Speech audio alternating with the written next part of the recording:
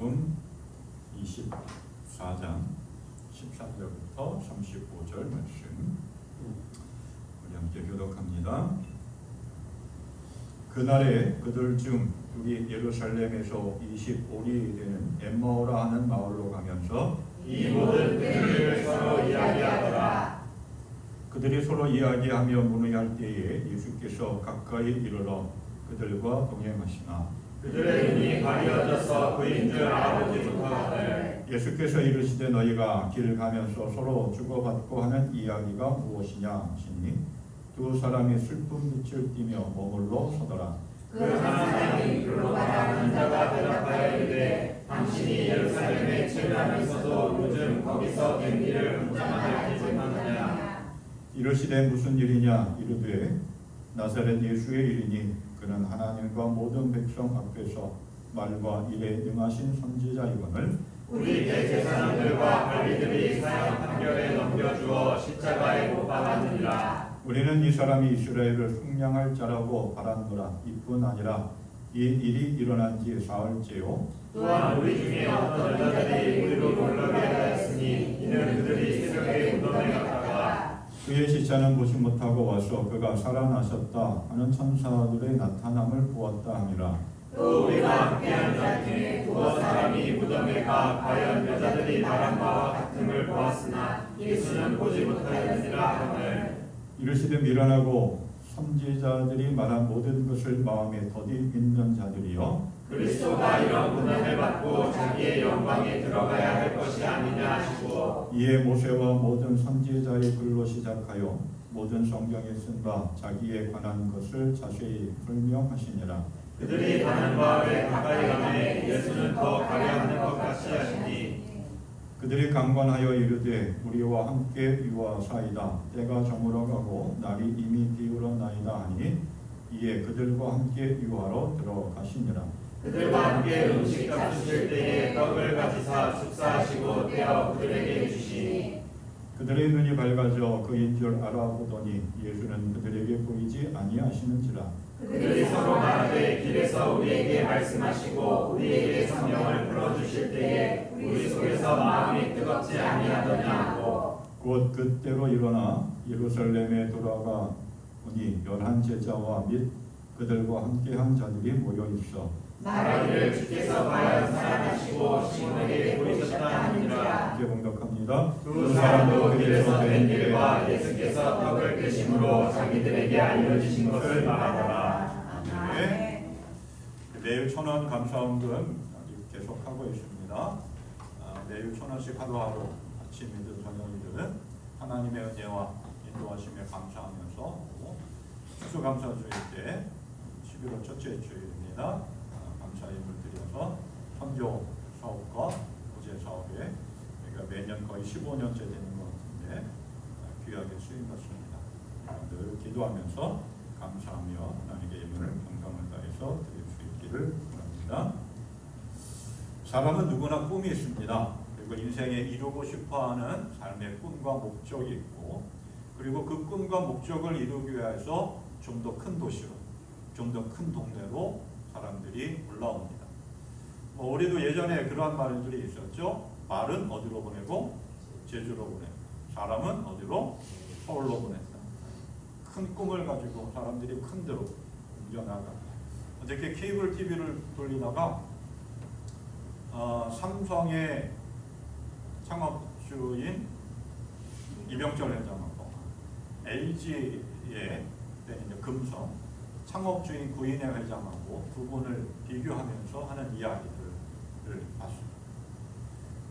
사업을 시작하게 된 계기도 꿈을 가지고 처음에 시작했다기보다는 누군가를 보면서 모델 삼아서 그 꿈을 이루기 위해서 사업을 시작을 했고 힘겨운 시간들을 보내왔고 역경 가운데서 그 모든 과정을 이루어 나갔다라고 합니다. 근데 이분들이 시골 자그마한 그 마을에서 있던 진주 또는 마산 이런 데서 삶을 살아가다가 사업을 하기 위해서 대구로 부산으로 서울로 이렇게 올라오는 그 과정들을 그 사업을 시작하고 일으키는 재벌이 되어주고 그 재벌의 총수가 되어지는 그 과정을 이야기하는 것들을 봤습니다. 누구나 꿈을 가지고 도전하면서 좀 더 큰 도시로 찾아갑니다. 그리고 사람을 만난, 그리고 그 사람을 통해서 자신의 인생의 사업의 롤 모델로 삼고 나도 저 사람처럼 해야지 하면서 그 사람들의 이야기를 담은 책들을 보고 일대기를 보면서 그렇게 따라 행할 때도 많이 있습니다. 그래서 지금은 어떤지 모르겠지만 옛날에 대우그룹의 김호중 회장이 쓴 세상은 넓고 할 일은 많다라고 하는 그런 책이 사업을 하려고 하는 사람들, 인생의 큰 꿈을 펼쳤던 사람들에게 많이 읽혀졌던 그런 책이기도 합니다. 예수님 당시 이스라엘도 그랬습니다. 이스라엘, 그러니까 유대 민족은 정치적으로, 문화적으로, 경제적으로 참 복잡한 상황이었습니다. 이게 히브리 민족이죠. 이 히브리 민족은 그 율법에 뿌리 내린 그런 민족이었는데 이미 기원전 수세기 전부터 수차례 여러 민족들의 그러한 지배를 받는 그런 민족이었습니다. 아수르, 바벨론으로부터 시작해가지고 크고 작은 민족들로부터 위협을 받고 또 지배를 받으면서 나왔고 예수님 당시에는 로마라고 하는 나라의 지배를 받으면서 식민 통치 아래 있었습니다. 당시 유대 사회는 로마의 식민 지배를 받았습니다. 그러니까 로마 황제는 자기가 직접 다스리기도 했지만 각 지역마다 분봉왕이라고 하는 그 지역을 다스리는 왕의 임명을 받은 유대 왕들이 있었고 또 총독들도 파견하기도 했습니다. 그래서 자유를 주면서 해마다 일정한 금액의 세금을 걷어들였습니다. 그 세금을 걷어들이는 사람이 성경에서도 나오는데 세리라고 하는 사람이죠. 그 세리들은 자기의 이득을 얻기 위해서 그냥 정해진 금액만 받은 것이 아니라 2배, 3배의 금액을 받으면서 정해진 금액을 로마 정부에 내고 자기는 이득을 취했던 거죠. 그래서 이 세리는 유대인들 가운데서 가장 적대시한, 상종하지 않는 그런 직업군으로 속해 있었어요. 그리고 그 당시에 많은 지도자들이 있었습니다. 바리새인들부터 시작해서 사두개인들, 서기관들, 대제사장을 비롯한 그러한 제사장들, 로마로부터 왕으로 인정을 받아서 나라를 다스리고 있는 그 왕들, 그 여러 가지 그런 그 관료들이 있어요. 그 관료들, 정치 지도자들, 종교 지도자들은 자신의 권위와 권력을 이용해서 자신들은 평안하게, 배부르게, 안정적인 삶을 살아갔습니다. 그런데 일반 백성들의 삶은 많은 세금을 걷어들이게 내야 됐고 점점점 힘들어지고 고달픈 삶을 살아가게 되었습니다. 빈부의 격차는 심해졌고 그러다 보니까 강도가 점점점 많아지기 시작했습니다. 불안정한 사회가 되어졌습니다. 그래서 많은 사람들은 좀 출세하기 위해서 예루살렘으로 몰려들기 시작합니다. 예루살렘이 이스라엘의 수도였고 거기에 성전이 있었고 예루살렘 성도 그곳에 있었고 그래서 사람들이 꿈과 야망을 가지고 도시로 예루살렘으로 몰려왔습니다. 그러한 시대적 상황에서 유대인들은 로마의 억압에서 나라를 해방시켜 새롭게 나라를 이끌어갈 지도자들을 갈망했습니다. 그런데 어느 누구도 나라를 로마의 압제에서부터 회복하고 해방의 일꾼으로 나서고 그리고 나라를 새롭게 이끌어 나갈 그러한 어떤 꿈을 가지고 목적을 가지고 나서는 사람이 아무도 없어요. 지도자들이라고 하는 대제사장들, 서기관들, 바리새인들, 왕도 그렇고 그냥 로마의 힘을 의지해서 자기의 권력을 유지하면서 평안한 삶, 자기는 배불리 먹고 즐기는 그러한 삶을 살아갑니다. 그런데 그때 예수라고 하는 청년이 등장합니다. 말하고 행동하는 것이 다른 사람들과 너무 달랐습니다. 권위가 있었습니다. 뭔가 보이지 않는 우리가 흔히 말하는 그 아우라가 느껴지는 그러한 모습이었어요. 말하고 행동하는 것이 놀랍고 권위 있을 뿐만 아니라 놀라운 일들을 너무 많이 하는 거예요. 기적도 일으키고 병든 자도 고쳐주고 귀신 들린 사람도 고쳐주고 그러다 보니까 수많은 사람들이 저 예수는 우리의 나라, 이 민족을 저 로마로부터 해방시킬 수 있는 위대한 지도자 그렇게 생각하면서 수많은 사람들이 예수님을 따라다니기 시작합니다. 청년 예수, 30살밖에 되지 않는 그런 청년 예수에게 모든 기대를 걸고 따라다녔던 겁니다. 그래서 그 시대에 이스라엘의 유일한 희망은 예수라고 하는 청년입니다. 오늘도 우리도 보면 그러한 모습들이 참 많이 있습니다. 아, 저 사람이 우리나라, 우리 민족, 우리 사회를 건질 유일한 사람이다라고 희망을 걷는데 과연 그러한 사람들이 얼마나 될까라고 합니다. 그런데 그렇게 의지하고 기대하며 따라다녔던 그 청년 예수가 어느 날 시간이 지나서 너무 힘없이 아무런 저항도 하지 않고 군사들에게 붙잡히고 끌려가서 신문을 받습니다. 그리고 십자가에서 죽습니다. 이러한 모습을 본 수많은 사람들이 그렇게 기대하고 따라다녔던 사람들의 심정이 어떻겠습니까? 크게 실망하고 낙심하고 좌절하고 어떤 모습 속에서는 공포까지 느낄 수 있었죠. 그래서 그 예수가 붙잡히고 십자가에서 죽는 그때 수많은 사람들이 예수님을 버리고 떠나 3년 동안 함께했던 제자들까지도 예수님을 버리고 자기의 삶의 터전으로 떠나게 되죠. 그때 그 예수님을 따라다녔던 사람들 가운데 떠난 사람들이 가운데 오늘 본문에 등장하는 두 사람이 나오죠. 엠마오로 가고 있는 두 사람. 오늘 말씀을 보면 이렇게 시작합니다. 그날에 그들 중에 라고 하는 세번역 성경에서는 그런데 마침 그날 아침이라고 하는 말로 시작합니다. 자, 이 날이 언제냐라고 합니다. 이 날은 예수님께서 부활하신 날입니다. 그 앞에 누가복음 24장 1절서부터 12절까지의 말씀을 보면 예수님께서 부활하신 이야기예요. 예수님께서 많은 사람들로부터 버림을 받고 배반을 당하고 그리고 붙잡히고 고초를 당합니다. 그리고 십자가를 끌고 골고다 언덕에까지 올라갑니다.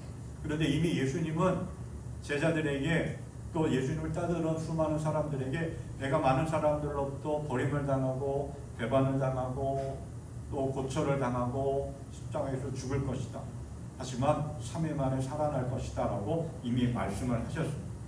그 말씀대로 예수님은 그렇게 사람들에게 버림을 당하고 고문을 당하고 십자가에서 죽으셨고 3일 만에 다시 살아나셨습니다. 예수님이 십자가에서 죽으시자 아리마대 요셉은 자기가 묻힐 것을 장만했던 그 돌 무덤에 예수님의 시신을 안치합니다. 그리고 그 예수님께서 다시 3일 만에 살아날 것이다 라고 말씀을 하셨지만 아무도 믿지 않았습니다. 그래서 예수님을 따라다녔던 여인들 막달라 마리아와 몇 명의 여인들이 안식 후 첫날, 오늘날로 말하면 이제 주일이죠. 안식 후 첫날 예수님의 시신에 향유를 바르려고 예수님 무덤을 찾아갑니다. 가면서 저 굳게 닫혀져 있는 커다란 돌문 어떻게 옮길까 걱정하면서 갔는데 막상 가보니까 무덤을 가로막고 있는 돌문이 열려있는 옮겨져 있는. 그리고 그 안에 들어가 보니까 예수님의 시신이 없어져. 예수님이 시신을 싼 세마포만 거기에 박혀져 있는 거예요. 무덤이 비어있는 거예요. 근데 이게 무슨 일인가 라고 생각할 때에 천사가 그들에게 나타나요. 그리고 이야기해 주죠. 예수님이 말씀하신 대로 다시 살아나셨다. 부활하셨다라고 하는 거예요. 그러면서 이렇게 이야기하고 있죠. 오늘 24장 5절부터 7절.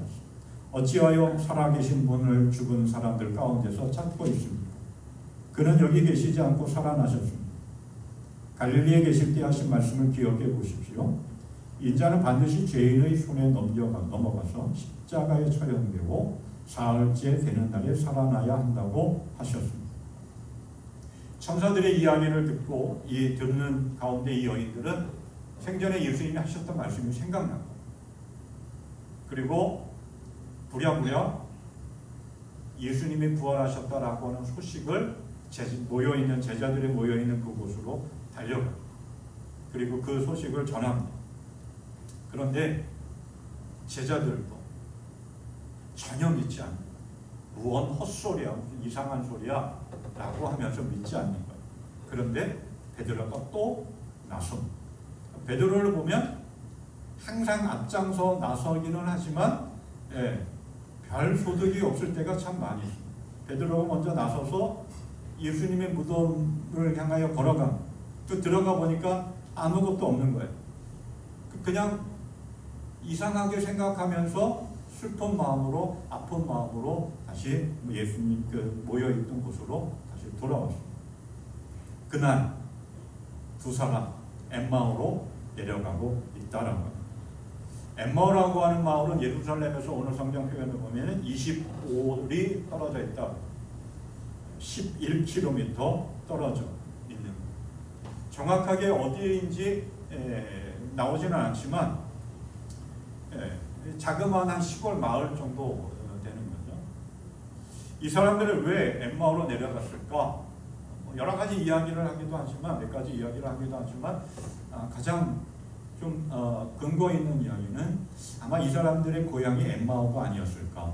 그래서 낙심하고 좌절해서 모든 것을 포기하고 그냥 고향으로 내려갔을 것이다라고 이야기합니다.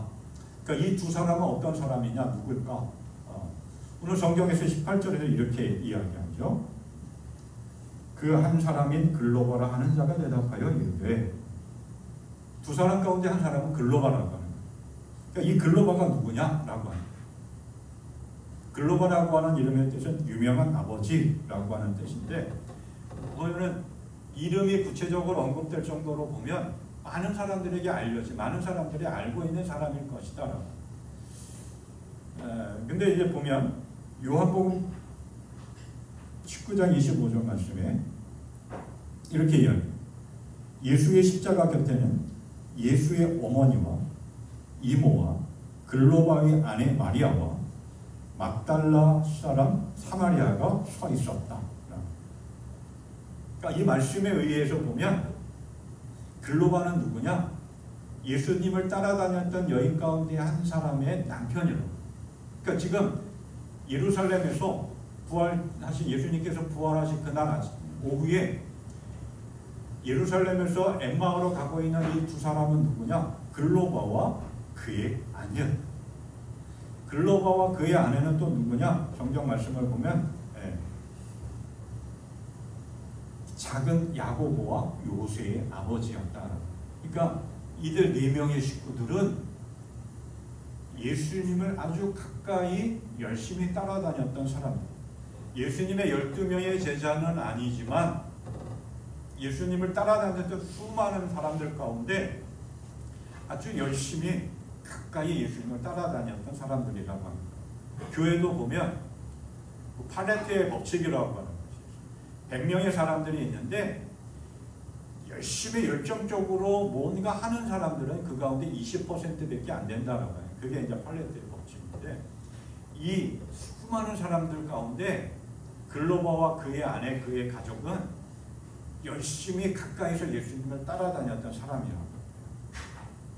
그러니까 예수님의 말씀을 늘 가까이에서 들었어요. 예수님의 행하시는 놀라운 기적들을 가까이에서 봤어요. 그런데 예수님이 너무 무기력하게 겟세마네 언덕에서 군사들에 잡혀서 끌려가고 고문을 당하시고 십자가를 짊어지고 그 골고다 언덕에서 그 십자가에 못 박혀 너무 힘없이 죽어가는 그 모습을 보면서 이 사람들이 얼마나 실망하고 얼마나 낙심했을까. 그러니까 낙심이, 그 실망이 이만저만이 아니었을 것 같아요. 또 한편으로는 크게 충격도 받았겠죠. 그 큰 실망감을 가지고 자기네들의 인생의 모든 것을 걸고 따라다녔던 그 예수가 너무 힘없이 그렇게 죽어가는 그 모습을 보면서 산산이 그 기대가 무너졌다. 낙심하고 절망한 가운데 예루살렘을 떠나서 다시 고향으로 돌아가고, 그러면서 일주일 동안의 두 사람이 일주일 동안 예루살렘 성에서 일어났었던 그 일을 이야기하면서 내려가고 있는데 어떤 낯선 사람이 자기들과 함께 길을 걸어가기 시작을 합니다. 그럼에도 불구하고 이들은 그 사람이 누구인지 전혀 알아보지도 못했고 끝까지 길을 걸어가다가 나중에 자기들과 함께 했던 그가 부활하신 예수님이라고 하는 사실을 깨닫게 되고 그 깨닫는 순간 다시 결단하고 예루살렘으로 올라가는 그러한 삶의 전환점이 일어납니다. 우리도 삶을 살아가면 낙심하고 좌절할 때가 있습니다. 신앙생활하고 열심히 예수 믿고 기도하면 하는데도 낙심하고 좌절하고 모든 소망이 상상이 무너질 때가 있습니다. 그때 변함없이 예수님은 우리의 삶 속에 함께 하시고 우리를 회복시켜 주십니다. 그 만남의 축복 속에서 이 글로버와 그 아내가 희망을 가지고 다시 일어나 걸어갔듯이 우리의 삶 속에 함께 하시고 우리의 삶을 깨워주신 그 예수 그리스도를 만나고 그 예수 그리스도와 함께 다시 일어나는 그러한 삶의 방향점이 일어나는 그런 복된 인생, 승리하는 인생이 되기를 축원합니다. 엠마오로 가고 있는 이 두 사람에게 어떠한 일이 일어났느냐? 우리 인생 속에서도 이러한 일들이 일어나는데 이러한 과정을 통해서 우리의 믿음의 삶이 날마다 새롭게 회복되어지기를 바랍니다. 두 사람이 어떠한 일이 일어났느냐? 첫째로 엠마오로 내려가고 있는 두 사람은 눈이 가리워져서 자기들과 함께하고 있는 그 사람이 부활하신 예수라고 하는 사실을 전혀 알지 못했습니다. 엠마오로 예루살렘에서 엠마오로 내려가고 있습니다. 그 길이 25리라고 합니다. 11km, 11.7 정도 되는 거리라고 이렇게 이야기합니다. 그래서 카카오 맵으로 이게 좀 거리를 재봤어요. 그랬더니 대충 어디냐? 우리 교회에서 김포공항까지 거리. 가깝지만 멀지 않은. 그러니까 멀면서도 가까운. 네, 애매하죠. 그러니까 수도권 인방에 예루살렘 인방에 있는 그런 아주 자그마한 소도시였던 거예요. 거기에서 예수에 대한 소문을 듣고 예수님을 따라다니기 시작한 거예요. 자기 인생의 모든 것을 걸고 예수님을 가까이 아주 열정적으로 따라다녔습니다. 그런데 그렇게 따라다녔던 예수가 너무나 힘없이 십자가에서 죽은 거예요. 뭐 반항 한번 저항 한번 하지도 못하고 하지도 않았고 그런데 그러한 예수를 보면서 너무나 실망했다. 자기가 자기네들의 모든 것들을 다 걸어. 그러면서 그 실망감을 안고 고향으로 내려가면서 그 일주일 동안 예루살렘에서 일어났었던 그 이야기들을 서로 어떻게 그렇게 그런 일이 일어날 수가 있어? 우리가 인생에 우리의 삶의 모든 것을 다 걸었는데 그러면서 이제 예루살렘에서 여리고로 내려가고 있습니다. 그런데 그렇게 여리고로 엠마오로 내려가고 있는데 어떤 한 사람이 자기들과 함께 길을 걸어가고 있는 거예요. 근데 그 자기들과 함께 길을 걸어가고 있는 그 사람이 부활하신 예수라고 하는 것을 전혀 알아보지 못합니다. 예수님이 어떠한 다른 모습으로 변화된 것도 아니고 뭐 어떠한 또 분장한 것도 아닌데 그 예수를 몰라보고 있는 거예요. 왜 몰라봤을까? 성경이 이렇게 이야기합니다. 16절 그들의 눈이 가리워져서 그 일을 알아보지 못하였고 눈이 가리워졌다라고 하는 거예요. 우리가 그런 말이 있죠. 눈에 콩깍지가 씌었다. 눈에 콩깍불이 씌어가지고 뭘 제대로 보이지 않는다라고 하는 거예요. 전혀 보이지 않는 제대로 뭔가 알아보지 못한다라고 하는 거예요. 이 표현을 주로 어떤 사람들에게 사용하느냐? 서로 사랑하는 사람. 그래서 서로 사랑하는 사람들에게 눈에 눈꺼풀이 껴가지고 그 사람의 단점과 허물을 알아보지 못한다라고 하는 거예요. 단점이 분명히 있어요. 그래서 사람들이 주변에서 그 사람 이러한 잘못이 있고 이러한 일이 있어 아니라고 고집을 부리면서 끝까지 하다가 나중에 안 좋은 결과들도 일어나는 경우들도 많이 보게 되죠. 눈에 콩커풀이 씌운 거예요. 글로버와 그의 아내. 글로버와 그의 아내의 눈에 씌어져 있는 그 콩커풀, 콩깍지 그게 뭘까? 뭐 생각해 보니까 슬픔이에요. 실망, 좌절이에요. 또 오늘 말씀 가운데 보면 이러한 얘기가 나오잖아요. 17절 말씀. 예수께서 이르시되 너희가 길을 가면서 서로 주고받고 하는 이야기가 무엇이냐 물으니까 이 사람들의 얼굴이 글로바와 그의 아내의 얼굴에 슬픔이 가득했다라고 합니다. 이 글로바와 그의 아내의 눈을 가리운 그 콩고풀이 뭐였느냐? 기대했던 것들이, 소망했던 것들이, 자신의 인생의 모든 것들을 걸었던 그 기대가 한순간에 산산조각이 나면서 무너졌어요. 그러면서 큰 낙심을, 좌절, 그리고 충격을, 자기들이 그렇게 의지했던 그 예수가 힘없이 죽은, 우리도 그런 경우 참 많잖아요. 기대했던 것들이, 요즘 경제가 안 좋으면서 어떤 사람들은 주식, 우리는 주식하는 사람이 있을까요? 없을까요? 네. 주식에다 모든 것을 내걸었는데 그 주식이 휴지 조각이 되어지고 산산조각, 자기가 인생의 모든 것을 내걸었는데 다 무너져, 낙심하고 충격받고 슬픔하고, 그러한 슬픔과 낙심과 충격 때문에 자기 스스로 목숨을 끊는 그런 사람들 많이 있잖아요. 지금 글로바와 그의 아내의 눈을 가려운 콩고풀이 그 충격과 슬픔과 낙심과 절망, 그래서 눈이 열려지지 않은 거예요. 그래서 그들과 함께 길을 걸어가고 있는 그 사람이 부활하신 예수라고 하는 것을 전혀 알아보지 못했습니다. 오늘 우리도 눈을 가리운 것이 참 많이 있습니다. 하나님을 향한 우리의 마음에 문을 닫게 하는 것들이 많이 있습니다. 내가 기도하는데, 내가 열심히 신앙생활하고 있는데 이게 뭐냐? 낙심하고 절망, 의심하고, 나중에 또 얘기가 나오죠. 세상의 가치관과 세상의 문화 때문에 하나님을 향한 우리의 눈이 가리워지고 우리의 마음이 닫히고 할 때가 얼마나 많은지 모릅니다. 그러나 하나님은 변함없이 우리와 함께 하시고 우리의 삶을 인도해 주십니다. 욥이 고난이 끝나고 하나님 앞에 이렇게 기도했습니다. 주님이 어떤 분이시라는 것을 지금까지는 제가 귀로만 들었습니다. 그러나 이제는 제가 제 눈으로 주님을 뵙습니다.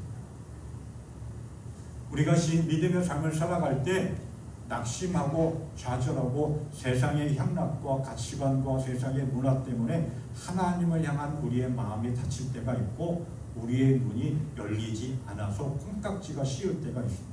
온전히 하나님의 은혜를 깨닫지 못할 때가 있습니다. 그럴 때 우리는 욥처럼 또 시편 기자처럼 주여 눈을 열어 주를 보게 하옵소서라고 기도해요. 그러면 우리와 함께 하시는 그 주님이 우리의 닫혀져 있는 콩깍지를 걷어내 주시고 우리의 눈을 열어 주님의 은혜를 깨닫게 해줍니다. 하나님의 은혜를 알게 하고 하나님의 사랑을 알게 하고, 그게 복된 삶. 늘 믿음의 삶을 살아가면서 주님, 닫혀져 있는 나의 문을 열어 주시옵소서. 닫혀져 있는 나의 믿음의 문을 열어 주셔서 하나님의 은혜를 깨닫고 주님을 만나는 복된 삶 되게 하여 주시옵소서. 늘 기도하며 살아갈 수 있기를 바랍니다. 엠마오로 걸어가고 있는 두 사람, 예수님을 만나고도 믿지 못했습니다. 왜? 의심 때문에 그랬습니다. 앞서서 부활하신 예수님을 만난 여인들이 제자들에게 와가지고 예수님이 시신이 없어졌어요, 예수님이 천사들이 하는데 예수님이 부활하셨어요 라고 이야기합니다. 그런데 그 제자들의 반응이 어떠했느냐라고 것을 보면 이렇게 이야기합니다.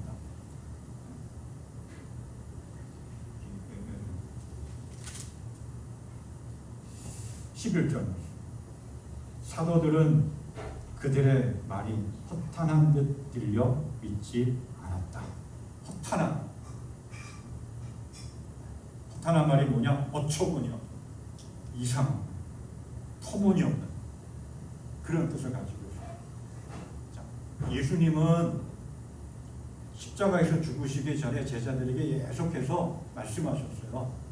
내가 사람들로부터 버림을 당하고 고초를 당하고 죽을 것이다. 하지만 3일 만에 살아날 것이다. 수없이 많이 제자들에게 말씀을 하셨어요. 따르는 무리들에게 말씀을 하셨어요. 그런데 제자들은 여인들을 통한 부활의 소식을 이상한 이야기, 정신 나간 터무니없는 허황된 말로 생각해서 부활을 믿지 않았어요. 이 엠마오로 내려가고 있는 글로버가 그 안에 내려가면서 서로 이야기하는데 낯선 사람이 와서 당신도 도대체 무슨 이야기를 하고 있습니까? 라고 묻습니다. 그때 글로버가 이렇게 이야기하죠. 어이없다는 것이, 아니 예루살렘에서 있었다면서 예루살렘에서 일어난 일을 모르십니까?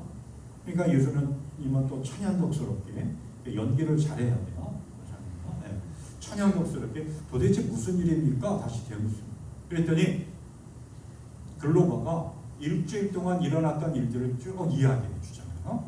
오늘 말씀에 29절부터 24절. 한마디로 뭐냐? 예수님에 대한 이야기예요. 예수님이 하나님의 아들로 이 땅에 오신 구세주다. 그분이 너무 힘없이 사람들로부터 버림을 당하고 고난을 받고 십자가에서 죽었다. 그런데 여인들이 무덤에 갔다 온 여인들이 예수님이 부활했다고 하더라. 그 이야기를 하고 있는 거예요. 그런데 보면 생각해봐. 이 글로버가 한 이야기 보면 복음의 핵심이에요. 그죠? 복음의 메시지가 그 속에 담겨 있어요. 자신은 복음을 이야기하고 있어요. 예수에 대해서 이야기하고 있어요.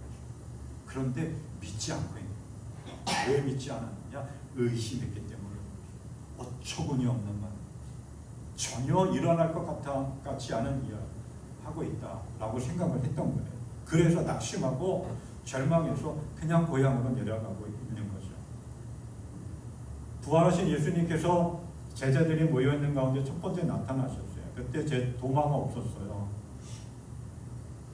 나중에 도마가 왔을 때 제자들, 우리가 부활하신 예수님을 만났다, 예수님이 부활하셨다라고 하니까 나는 내 눈으로 직접 보아야 돼. 내 손으로 못자국을 손에는 못자국을 만져보고 옆구리에는 참자국을 만져봐야 되겠다. 그래야 나는 믿을 수 있다. 그리고 한 일주일 정도 지납니다. 제자들이 다 모여 있습니다. 도마도 그 자리에 있습니다. 그때 예수님이 다시 오셨죠. 그리고 도마에게 이렇게 말씀하십니다. 네 손가락을 이리 내밀어서 내 손을 만져보고 네 손을 내 옆구리에 넣어보아라. 그리고 의심을 떨치고 믿음을 가져라. 예수님은 우리에게 믿음을 요구하시는 것이 참 많이 있습니다. 그 도마라고 하는 사람의 별명이 디도모라고 하죠. 쌍둥이. 근데 이 디도모라고 하는 이름의 뜻이 이중적 정격이라고 하는 뜻을 가지고 있다고 합니다. 그래서 도마는 늘 왜라고 하는 질문을 많이 했다고 해요. 왜?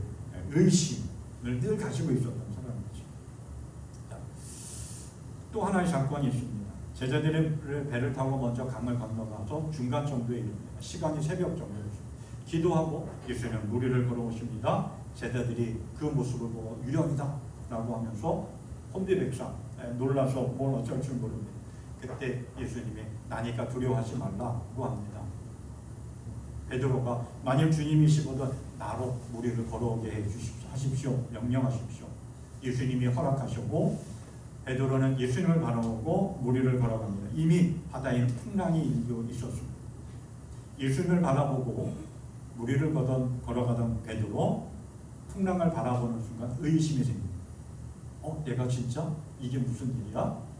그런 순간 물 속으로 빠져들기 시작합니다. 베드로가 살려달라고 아우성치고 예수님은 베드로의 손을 잡고 건져주십니다. 그러면서 말씀하죠. 믿음이 적은 사람아 왜 의심하였느냐. 오늘 글로버와 그 아내에게도 예수님께서 이렇게 책망하십니다.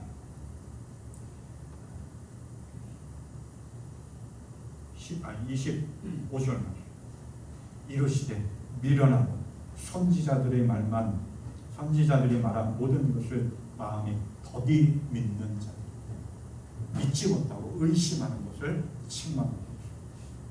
귀신 들린 아들을 고치기 위해서 예수님 앞에 왔던 그 아버지, 할 수 있거든이 무슨 말이냐라고 책망했던 그가 예수님께 이렇게 이야기합니다.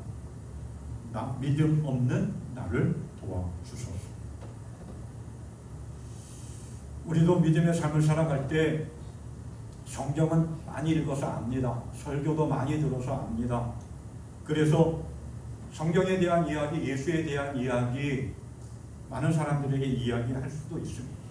그런데 들었다고 해서 알고 있다고 해서 내가 그것에 대해서 이야기한다고 해서 그게 건강한 신앙은 아니라 믿음은 표현되어져야 합니다. 하나님의 은혜를 받았습니다.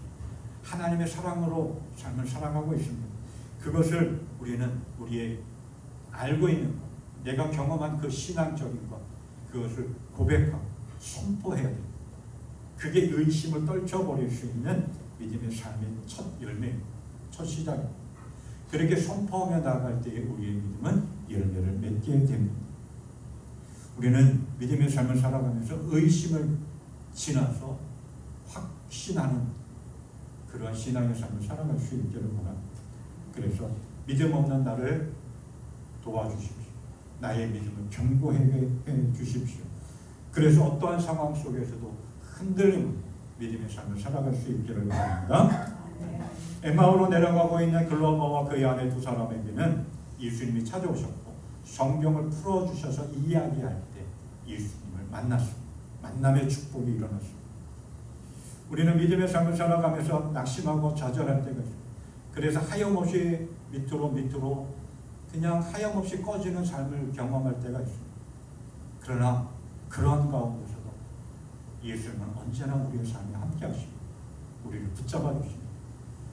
우리를 건져 주십니다. 그 만남의 축복을 누리는 복된 인생 되기를 소망합니다. 글로바 그의 아내처럼 성경을 잘 압니다. 직접 보기도 했고 경험하기도 했습니다. 그런데 믿음의 눈이 열려지지 않습니다. 믿음의 마음이 닫혀져 있습니다. 그래서 나와 함께 하시는 하나님을 만나지 못하고 나에게 주시는 하나님의 은혜를 깨닫지 못할 때가 참 많이 있습니다. 그런데 글로바와 그의 아내는 낙심하고 좌절하고 충격받아서 슬픔 가운데 고향 엠마오로 내려가고 있지만 부활하신 예수님이 찾아오셨습니다. 그 찾아오셔서 하나님의 말씀을 이해해서 좀 더 깊이 있게 자세하게 가르쳐 주시고 붙잡아 주셨습니다. 회복의 은혜를 주셨습니다. 믿음의 눈이 닫힐 때도 있고 믿음의 마음이 닫힐 때가 있습니다. 그럴 때도 변함없이 주님은 우리와 함께 하시고 우리를 다시 일깨워 주십니다. 눈을 가리고 있는 것, 콩떡불, 우리의 믿음을 닫게 하는 것, 그것을 열 수 있는 그 열쇠가 누구냐? 예수 그리스도입니다. 그 주님이 우리의 삶 속에 함께 하시고 우리를 깨워 주십니다. 오늘 이 글로버와 그의 아내가 이야기하죠. 그 사람이 성경을 이야기할 때 우리의 마음이 뜨거워지지 않았느냐, 감동을 느끼지 않았느냐, 성령의 임재를 경험하지 않았느냐, 성령의 은혜가 임하지 않았느냐라고 하는 거죠. 말씀을 가까이 할 때, 하나님을 가까이 하고 하나님의 손을 붙잡고 걸어갈 때, 늘 깨어 기도할 때 하나님 나의 믿음의 눈을 열어주시옵소서, 나의 믿음의 마음을 열어주시옵소서라고 기도할 때 하나님은 우리의 믿음의 눈을 열어주시고 믿음에 닫혀져 있는 마음을 열어주시고 하나님의 은혜를 깨닫고 그 은혜 안에 젖어들게 우리의 삶 속에 함께 해주십니다. 오늘 말씀 뒷부분에 보면 읽지는 않았지만 누가복음 24장 50절 또 53절에서 이렇게 이야기합니다. 예수께서는 그들을 밖으로 베다니에까지 데리고 나가서 손을 들어 그들을 축복하셨다. 예수께서는 그들에게 축복하시면서 그들을 떠나 하늘로 올라가셨다. 그들은 예수께 경배하고 크게 기뻐하며 예루살렘으로 돌아가서 늘 성전에서 하나님을 찬양하며 지냅니다. 마음에 뜨거운 성령의 은혜를 경험한 글로버와 그의 아내, 그리고 예수님의 제자들과 예수님을 따라다녔던 그 사람, 부활하신 예수님께서 베다니에서 승천하고 올라가신 이후에 다시 예루살렘으로 가서 열심히 더 간절히 믿음의 삶을 살아갔습니다. 예루살렘에서 엠마오로 내려가는 사람들 두 사람뿐만 아니라 제자들도 그랬고 모든 사람들이 예수님께 모든 것을 걸고 기대하며 의지하며 삶을 살아가요. 그러나 그러한 가운데서도 좌절하고 뭐 일이 안 풀릴 때가 있어요. 절망하고 아파할 때가 있어요. 그럴 때 낙심하고 좌절할 수밖에 없죠. 하지만 그러한 가운데서도 예수님은 늘 우리와 함께 하시고 우리의 삶을 붙잡아 주십니다.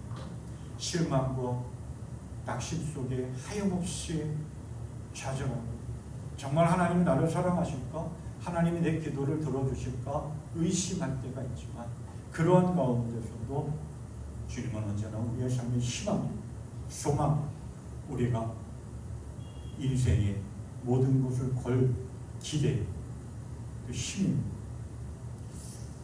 낙심하고 좌절했다 할지라도 늘 주님을 바라보며 나의 믿음의 눈을 열어 주시옵소서. 나의 믿음의 마음을 다치지 않게 해 주십시오. 라고 기도하며 살아갈 수 있기를 바랍니다. 말씀을 가까이 하며 우리의 삶의 소망이 되시고 힘이 되시는 예수 그리스도 안에 거하며 날마다 새 힘으로 예루살렘으로 다시 올라가듯이 우리가 천국을 향하여 꿋꿋하게 흔들리는 승리하는 그런 믿음에서 모든 의심과 불신을 극복하고 천국을 향하여 걸어가는 복된 믿음의 삶 되시기를 주님의 이름으로 축원합니다. 찬송